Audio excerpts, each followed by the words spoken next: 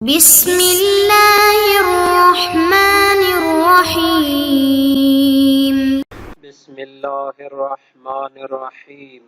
الحمد لأہلہ والصلاة علی اہلہا۔ عزیز طلبہ، السلام علیکم ورحمۃ اللہ وبرکاتہ۔ شرح الامہ اول درس نمبر 101 میں استحاضہ کی اقسام اور ان کے احکام بیان کیے جائیں گے۔ استحاضہ کی اقسام میں استحاضہ قلیلہ، استحاضہ متوسطہ، استحاضہ کثیرہ ہیں، اور ان کے احکام اور متعلقہ اصطلاحات اور مسائل پر بھی گفتگو ہوگی۔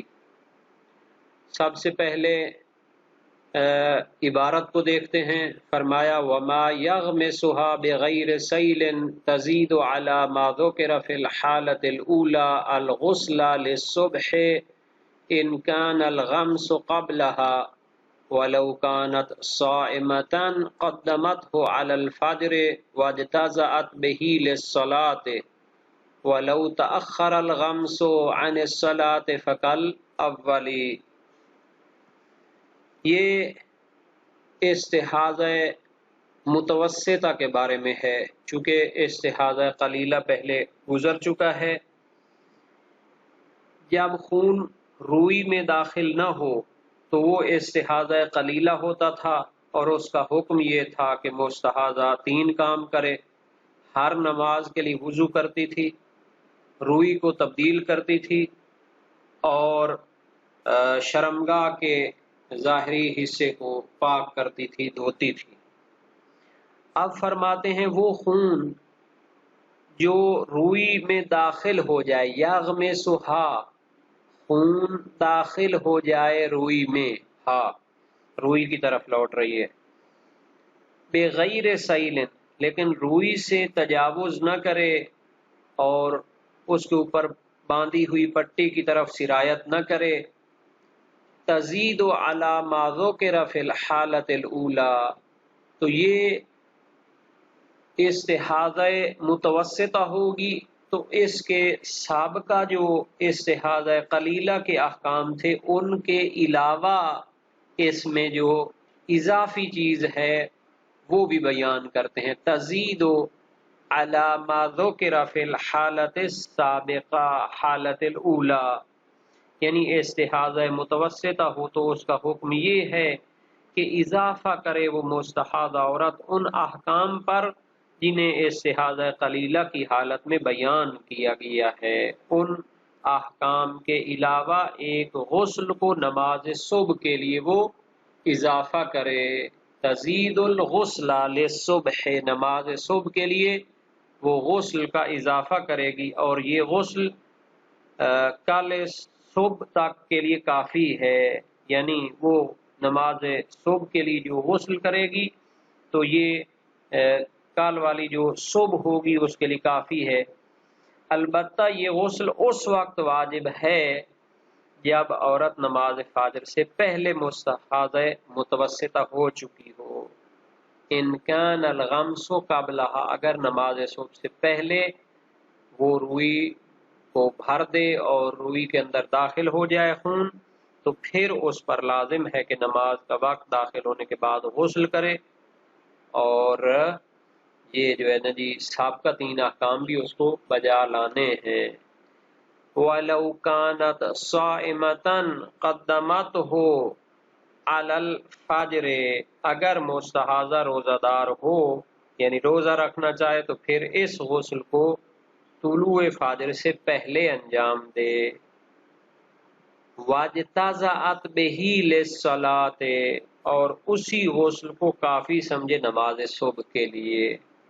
وَلَوْ تَأَخَّرَ الْغَمْسُ عَنِ الصَّلَاةِ فَكَالْأَوَّلِ، اور اگر روئی میں خون کا داخل ہونا وہ نماز صبح کے بعد ہو تو پھر وہ مستحاضہ قلیلہ کی طرح ہوگی، اور اس پر نماز صبح کے لیے غسل واجب نہیں ہوگا۔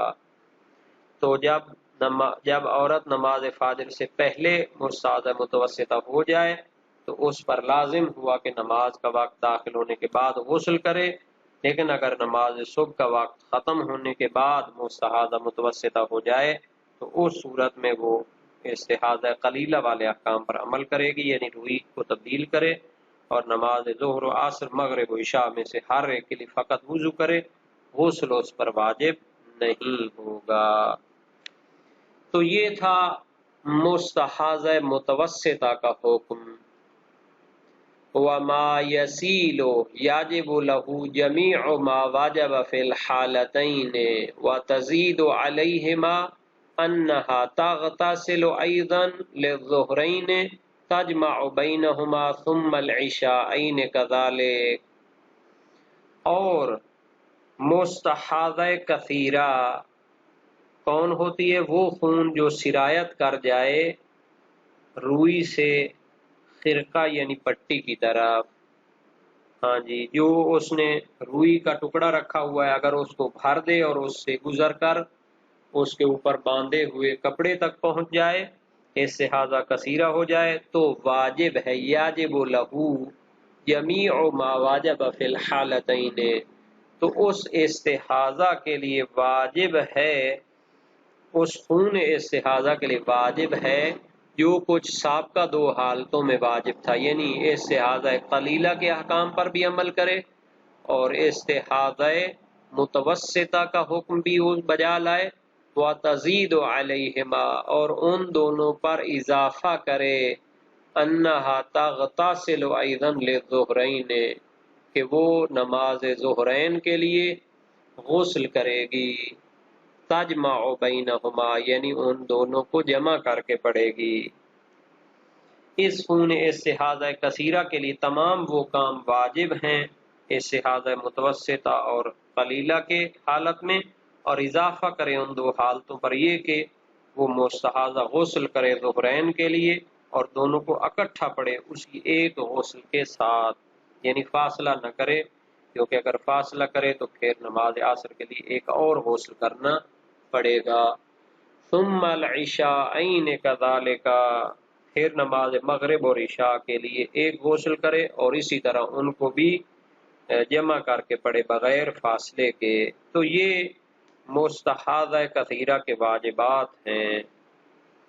وَتَغْيِيرُ الْخِرْقَةِ فِيهِمَا فِي الْحَالَتَيْنِ الْوُسْطَى وَالْأَخِيرَةِ، اور ان دو حالتوں میں بھی، یعنی استحاضہ متوسطہ اور استحاضہ کثیرہ میں بھی اسے خرقہ کو تبدیل کرنا چاہیے۔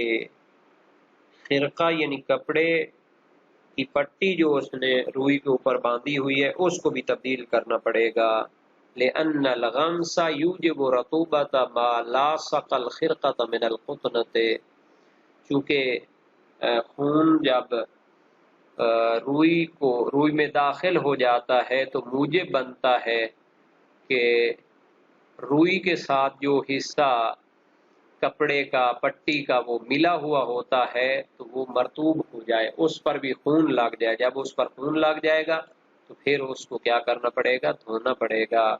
وَإِن لَمْ يَصِلْ إِلَيْهَا فَتَنْجِسْ، اگرچہ اس میں اس سے بہہ نہ نکلے، اس سے تجاوز نہ کرے، لیکن بہرحال وہ جو اس کے ساتھ خونی رطوبت لگے گی تو وہ نجس ہو جائے گا۔ ہاں جی، تو فرماتے ہیں مستحاضہ تبدیل کرے خرقہ یعنی کپڑے یا پٹی کو دونوں حالتوں میں، متوسطہ اور قلیلہ میں۔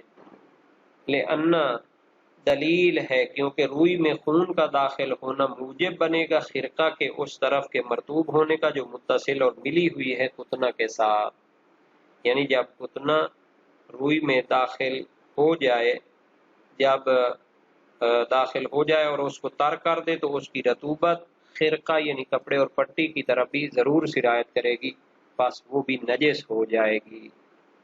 اگرچہ خون سرایت نہ بھی کرے اس خرقہ کی طرف جیسا کہ متوسطہ میں، تب بھی وہ نجس ہو جائے گی، کیوں؟ چونکہ جو کپڑے کا حصہ اس کے خونی حصے کے ساتھ ملے گا تو وہ تو نجس ہو جائے گا۔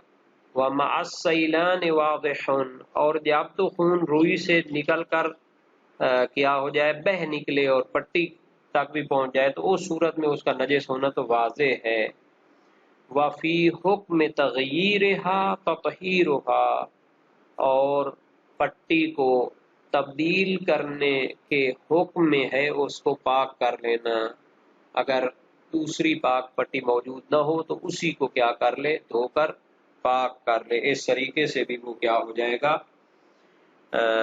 وہ مثلا کافی ہوگا، کیونکہ نماز میں پاکی شرط ہے. یہ تو نہیں کہ نئی پٹی کوئی موضوعیت نہیں رکھتی، بلکہ پٹی کا پاک ہونا جو ہے نا جی وہ شرط ہے.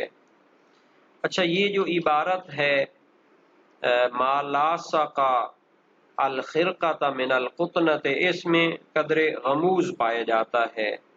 صحیح عبارت اس طرح ہوگی ما لاصق القطنۃ من الخرقۃ، یعنی غم سبب بنے گا، مرطوب ہو جائے خرقہ کپڑا کی طرف، کی وہ طرف جو متصل ہو روئی کے ساتھ. تو بہرحال یہ بھی اپنی جگہ جو ہے نجی صاحب نزید نے اس کا افادہ فرمایا ہے. تو اب ہم آتے ہیں کہ یہ تو احکام تھے مستحاضہ متوسطہ اور کثیرہ کے. وَإِنَّمَا يَجِبُ الْغُسْلُ فِي هَذِهِ الْأَحْوَالِ مَعَ وُجُودِ دَمِ الْمُوجِبِ لَهُ قَبْلَ فِعْلِ الصَّلَاةِ وَإِنْ كَانَ فِي غَيْرِ وَقْتِهَا إِذَا لَمْ تَكُنْ قَدْ اغْتَسَلَتْ لَهُ بَعْدَهُ كَمَا يَدُلُّ عَلَيْهِ خَبَرُ الصِّحَافِ وَرُبَّمَا قِيلَ بِاعْتِبَارِ وَقْتِ الصَّلَاةِ وَلَا شَاهِدَ لَهُ. اور مذکورہ حالات ثلاثہ میں اس وقت غسل واجب ہوتا ہے. انما یاجب الغسل فی هذه الاحوال، مذکورہ حالات ثلاث میں اس وقت غسل واجب ہوتا ہے جب وہ خون جو موجب غسل ہے موجود ہو نماز پڑھنے سے پہلے. اگر وہ خون نماز پڑھنے سے پہلے موجود ہو تو وہ غسل کا موجب بنتا ہے. وَإِنْ كَانَ فِي غَيْرِ وَقْتِ، اگرچہ خون موجود ہو غیر وقت صلاۃ میں. اِذَا لَمْ تَكُنْ قَدْ اغْتَسَلَتْ لَهُ بَعْدَهُ، بشرط یہ کہ مستحاضہ نے اس خون کے خارج ہونے کے بعد غسل نہ کیا ہو. کما، جیسا کہ دلالت کرتی ہے اس پر خبر صحاف جو راوی ہے. اور بعض فقہا نے قول شارع یعنی شہید ثانی کے برخلاف فرمایا ہے وقت نماز معتبر ہے، لہذا غیر وقت نماز میں کثیرہ یا متوسطہ ہونا کوئی فائدہ اور اثر نہیں رکھتا. ولا شاہد لہ، شارع فرماتے ہیں اس کے لیے کوئی شاہد اور دلیل موجود نہیں ہے. فقہا میں اختلاف ہے اس بات میں کہ آیا غسل کے واجب ہونے کا معیار مذکورہ حالات میں سے کیا ہے. آیا معیار خون کا موجود ہونا ہے نماز پڑھنے سے پہلے، اگرچہ اس نماز کا وقت داخل ہونے سے قبل خون منقطع ہو چکا ہو، یا معیار خون کا موجود ہونا ہے دخول وقت نماز کے بعد بھی. لہذا اگر وقت نماز سے پہلے ہوگا تو اس کا کوئی اثر نہیں ہوگا. تو شہید ثانی نے قول اول کو اختیار کیا ہے، بعض نے قول دوم کو اختیار کیا ہے. شہید ثانی کا جو نظریہ ہے اس کے مطابق اگر نماز صبح کا وقت داخل ہونے سے پہلے استحاضہ متوسطہ ہو اور وقت نماز داخل ہونے سے پہلے ہی خون منقطع ہو جائے تو شارع یعنی شہید ثانی کے نزدیک واجب ہے کہ یہ عورت نماز صبح کا وقت داخل ہونے کے بعد نماز صبح کے لیے غسل کرے اور بعد والی نمازوں کے لیے فقط وضو کرے. اگر نماز صبح کا وقت داخل ہونے سے پہلے استحاضہ کثیرہ ہو، پھر دخول وقت سے پہلے ہی منقطع ہو جائے خون، تو اس عورت کو نماز صبح کے لیے غسل کرنا چاہیے. نماز صبح کے بعد اگر اس کا استحاضہ کثیرہ تبدیل ہو جائے متوسطہ یا قلیلہ میں تو پھر اس کے لیے ظہرین کی خاطر غسل واجب نہیں ہے. البتہ اگر ظہرین کے وقت تک بھی استحاضہ کثیرہ رہے، اس میں فرق نہیں کہ یہ استحاضہ کثیرہ استمرار رکھتا ہو وقت ظہرین تک یا قطع ہو جائے، تو ان سب صورتوں میں اس عورت کو ظہر و عصر کے لیے بھی غسل کرنا پڑے گا. لیکن غسل کرنے اور ظہرین پڑھنے کے بعد اگر استحاضہ کثیرہ تبدیل ہو جائے متوسطہ یا قلیلہ کے ساتھ تو پھر مغربین کے لیے اس پر غسل واجب نہیں ہے. لیکن اگر مغرب و عشاء کے وقت تک بھی استحاضہ کثیرہ رہے، خواہ استمرار رکھتا ہو مغربین تک یا قطع ہو جائے، تو اس عورت کو مغرب اور عشاء کے لیے بھی غسل کرنا پڑے گا. تو یہ جو فرمایا ہے کہ وہ غسل کرے گی، تو یہ شہید ثانی کا قول ہے. جبکہ مستحاضہ یعنی جو ہم نے کہا ہے کہ خون کا موجود ہونا وجوب غسل کا سبب ہے، یہ اس صورت میں ہے جب اس عورت نے خون کے موجود ہونے کے بعد نماز کا وقت داخل ہونے سے پہلے غسل نہ کیا ہو. اذا لم تکن اغتسلت لہو بعدہ،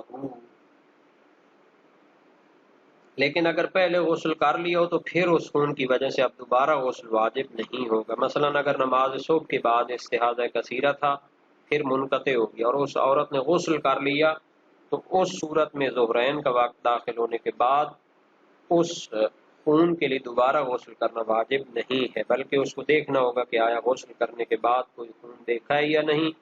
اگر دیکھا ہے تو اس خون کے حکم کے مطابق عمل کرے، یعنی اگر وہ خون قلیلہ یا متوسطہ ہو تو پھر ظہر و عصر میں سے ہر ایک کے لیے فقط وضو کرے. لیکن اگر وہ خون کثیرہ ہو تو پھر ظہرین کے داخل ہونے کے بعد غسل کرے. خبر صحاف یہ راوی کا نام ہے. اور دوسرا قول ہے ربما قیل میں بعض فقہا نے شہید ثانی کے برخلاف فرمایا ہے وجوب غسل میں معیار اور میزان یہ ہے کہ خون موجود ہو دخول وقت نماز کے بعد، نہ کہ دخول وقت سے پہلے.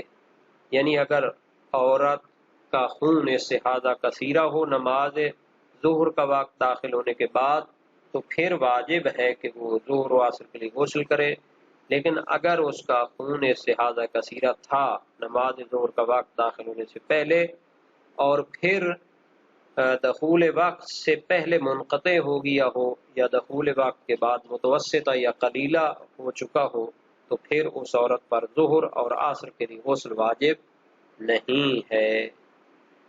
تو یہ جو لا شاہد لہو ہے، یعنی اس قول کے لیے کوئی دلیل نہیں ہے.